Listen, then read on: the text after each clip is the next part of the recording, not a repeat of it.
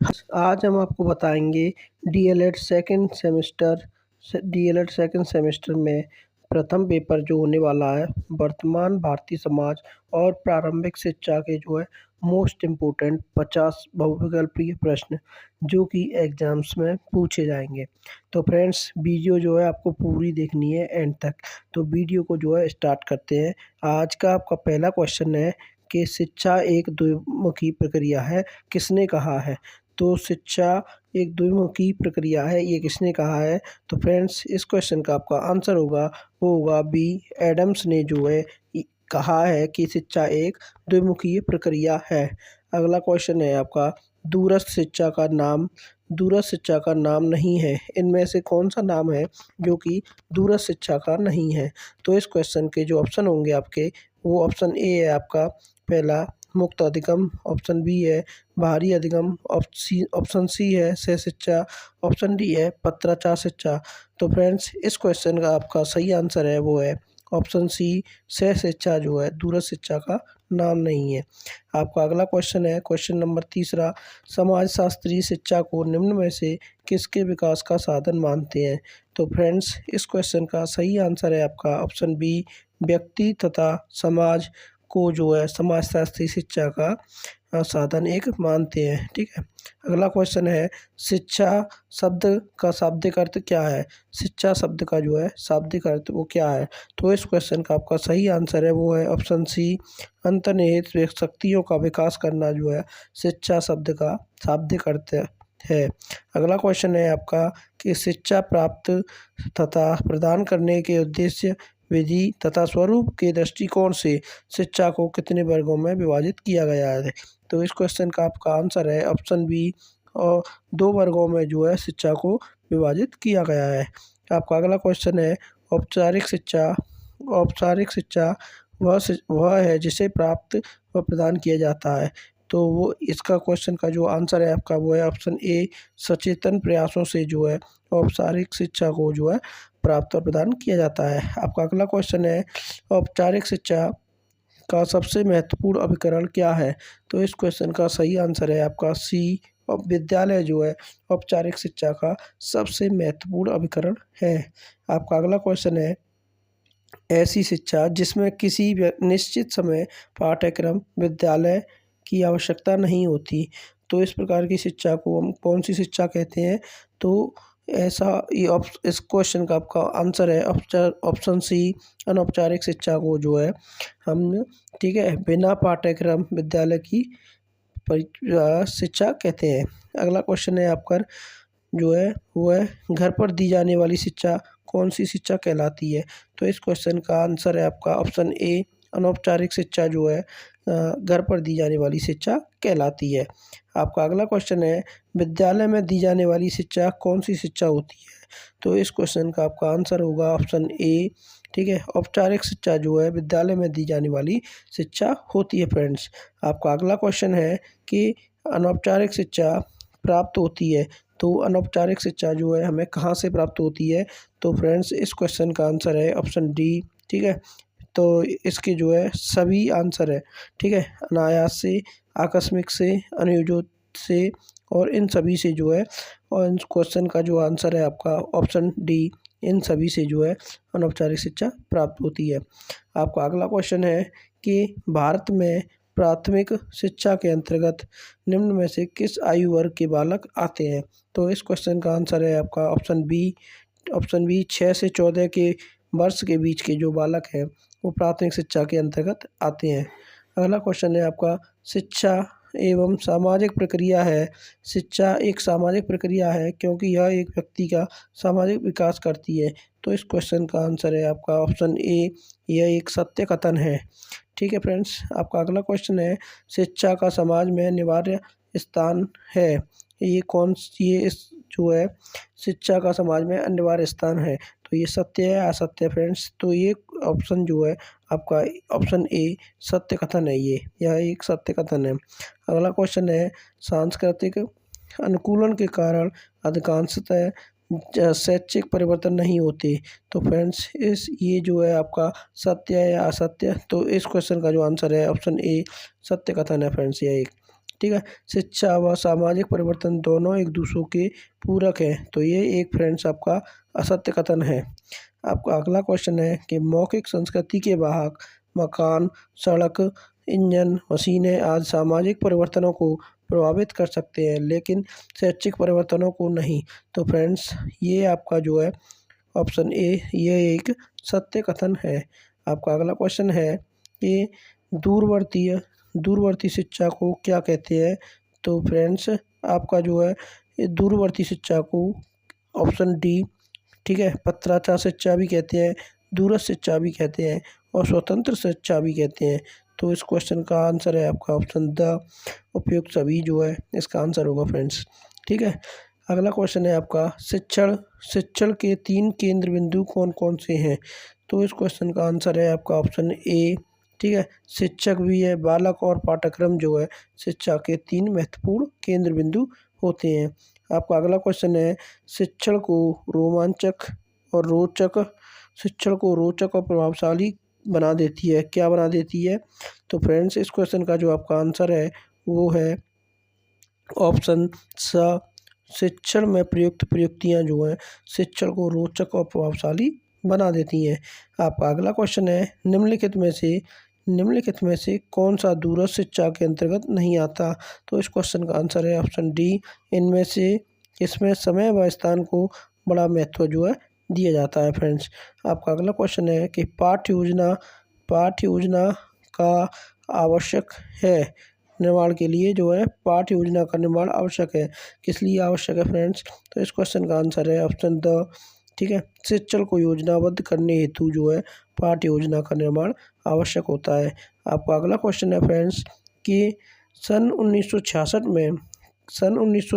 में किस आयोग की रिपोर्ट जो है प्रस्तुत की गई? तो इस क्वेश्चन का आंसर है आपका ऑप्शन द, ठीक है, कोठारी शिक्षा आयोग की जो है 1966 में रिपोर्ट पेश की गई थी। ठीक है फ्रेंड्स। आपका अगला क्वेश्चन है कि वैदिक कालीन शिक्षा में गुरुकुल में प्रवेश का संस्कार था, तो वो क्या था फ्रेंड्स? आपका इस क्वेश्चन का आंसर है ऑप्शन ए, ठीक है, उपनयन जो है वैदिक कालीन शिक्षा में गुरुकुल में प्रवेश का संस्कार था। अगला क्वेश्चन है आपका समापवर्तन संस्कार किस आयु में किया जाता है? तो समापवर्तन संस्कार है जो वो आपका किया जाता है ऑप्शन सी, 25 वर्ष की आयु में जो है समापवर्तन संस्कार किया जाता है फ्रेंड्स। आपका अगला क्वेश्चन है कि समापवर्तन संस्कार किया जाता था, तो वो किया जाता था, तो इस क्वेश्चन का आपका आंसर है ऑप्शन ए, शिक्षा पूर्ण कर लेने पर जो है समापवर्तन संस्कार जो है दिए जाते थे फ्रेंड्स। आपका अगला क्वेश्चन है वैदिक कालीन शिक्षा का मुख्य प्रमुख केंद्र क्या था? तो इस क्वेश्चन का आंसर है ऑप्शन ए, तक्षशिला जो है वैदिक कालीन शिक्षा की जो है प्रमुख केंद्र थी फ्रेंड्स। अगला क्वेश्चन है कि वैदिक काल की विद्यापीठ में शिक्षा दी जाती थी, तो ये कैसे दी जाती थी? वो व्याकरण तथा तर्कशास्त्र के माध्यम से जो है वैदिक काल में शिक्षा फ्रेंड्स दी जाती थी। आपका अगला क्वेश्चन है वैदिक काल में शिक्षा सत्र प्रारंभ होता था, वो कब होता था? जब होता था। इसका आंसर होगा ऑप्शन बी, श्रावण मास की पूर्णिमा को जो है वैदिक काल में शिक्षा सत्र जो है प्रारंभ होता था फ्रेंड्स। आपका अगला क्वेश्चन होगा कि वैदिक कालीन शिक्षा के पाठ्यक्रम में अपराध विद्या के अंतर्गत नहीं है पढ़ाया जाता, ठीक है, तो इस क्वेश्चन का आंसर है ऑप्शन सी, नीति शास्त्र के अंतर्गत जो है वैदिक कालीन शिक्षा में पाठ्यक्रम में अपराध विद्या के अंतर्गत नहीं है। अगला क्वेश्चन है आपका कि नालंदा किस प्रदेश में स्थित है? नालंदा है जो आपका वो है ऑप्शन डी, बिहार में स्थित है फ्रेंड्स। आपका नालंदा विश्वविद्यालय जो है, ठीक है। अगला क्वेश्चन होगा कि शिक्षा को संविधान की समवर्ती सूची में कब रखा गया? तो इस क्वेश्चन का आंसर है आपका ऑप्शन डी, 1976 ईस्वी में जो है शिक्षा को संविधान की समवर्ती सूची में रखा गया था। आपका अगला क्वेश्चन है कि भारतीय संविधान में शिक्षा को रखा गया है, किस में रखा गया है? तो वो रखा गया ऑप्शन डी, समवर्ती सूची में फ्रेंड्स। आपका अगला क्वेश्चन है कि नई शिक्षा नीति 1986 में समाज के विभिन्न वर्गों की शिक्षा में समान सहभागिता हेतु बल दिया गया, तो इस क्वेश्चन का आंसर है आपका ऑप्शन सी, अनुसूचित तथा विकलांगों की शिक्षा में जो है बल दिया गया था 1986 शिक्षा नीति में। आपका अगला क्वेश्चन है कि बिस्मिल्लाह संस्कार होता था, तो ये कब होता था आपका फ्रेंड्स? तो इस क्वेश्चन का आंसर है आपका ऑप्शन सी 4 वर्ष 4 माह और 4 दिन पर जो है बिस्मिल्लाह संस्कार होता था फ्रेंड्स। आपका अगला क्वेश्चन है कि वैदिक कालीन शिक्षा व्यवस्था में क्या होता था? तो इस क्वेश्चन का आंसर है ऑप्शन सी शिक्षा जो है निःशुल्क थी। वैदिक कालीन शिक्षा ठीक है, वैदिक कालीन शिक्षा व्यवस्था कैसी थी? निःशुल्क थी फ्रेंड्स। आपका अगला क्वेश्चन है अनिवार्य एवं निःशुल्क शिक्षा ठीक है व्यवस्था की गई, कहाँ की गई? तो इस क्वेश्चन का आंसर है ऑप्शन सी ठीक है, ए और बी दोनों दोनों जो है सत्य हैं। 1968 शिक्षा नीति में और 1986 की शिक्षा नीति दोनों में जो है अनिवार्य एवं निःशुल्क शिक्षा की व्यवस्था की गई थी। अगला क्वेश्चन है आपका प्राचीन शिक्षा पद्धति में विधियाँ कैसी थीं? तो इस क्वेश्चन का आंसर है ऑप्शन ए श्रवण करने वाली ठीक है, मनन करने वाली और निधि ध्यान करने वाली जो है पद्धतियाँ थी। आपका अगला क्वेश्चन है कि संविधान की किस धारा में यह घोषणा की गई है कि संविधान लागू होने के समय से 10 वर्ष की अवधि के अंदर 14 वर्ष तक के बच्चों को जो है निःशुल्क व अनिवार्य शिक्षा लक्ष्य प्राप्त किया जाएगा। तो ठीक है, या आप इस क्वेश्चन को जो है ऐसे भी पूछा जा सकता है कि 6 वर्ष से लेकर 14 वर्ष तक के सभी बच्चों को अनिवार्य प्राथमिक शिक्षा की व्यवस्था का वर्णन संविधान के किस धारा में जो है किया गया है? तो फ्रेंड्स ये क्वेश्चन जो है आपका देखो 2015 में, 16 में, 19 में और 21 में पूछा गया है। तो इस क्वेश्चन का आंसर है ऑप्शन बी धारा 45 में जो है 6 से 14 वर्ष के बच्चों के लिए निःशुल्क एवं अनिवार्य शिक्षा की व्यवस्था की गई है फ्रेंड्स। आपका अगला क्वेश्चन है कि भारतीय संविधान के किस अनुच्छेद के अंतर्गत 6 से 14 वर्ष के बच्चों को जो है निःशुल्क एवं अनिवार्य शिक्षा का अधिकार प्राप्त है? अब ये ऊपर पूछा गया था फ्रेंड्स धारा 45 और नीचे पूछा गया है कि किस अनुच्छेद के तहत है? तो ऑप्शन ए अनुच्छेद 21 का के अंतर्गत जो है 6 से 14 वर्ष के बच्चों को निःशुल्क शिक्षा प्रदान की जाती है फ्रेंड्स। आपका अगला क्वेश्चन है कि मध्य काल जो है मुगल काल के नाम से ठीक है में प्राथमिक शिक्षा का प्रमुख केंद्र थे, तो वो कौन थे? वो थे मकतब और खानका जो है मुगल काल में प्राथमिक शिक्षा के केंद्र थे फ्रेंड्स। आपका अगला क्वेश्चन है मुगल काल में उच्च शिक्षा के केंद्र क्या थे? तो उच्च शिक्षा के लिए मकतब का यूज किया जाता था। मुगल काल में उच्च शिक्षा के लिए जो है मकतब का यूज़ किया जाता था फ्रेंड्स। अगला क्वेश्चन है कि सच्ची शिक्षा वह है जो व्यक्ति के अंदर से प्रस्फुटित होती है और यह अंतर्निहित शक्तियों की अभिव्यक्ति है। यह कथन जो है किसने कहा था? तो ये आपका जो है रूसो ने कहा था। ठीक है, आपका अगला क्वेश्चन है कि शिक्षा ही सामाजिक उन्नति का साधन है और इसी के द्वारा समाज के सदस्यों में योग्यता की भावना स्थिर तथा सुरक्षित रहती है। यह कथन किसने कहा था?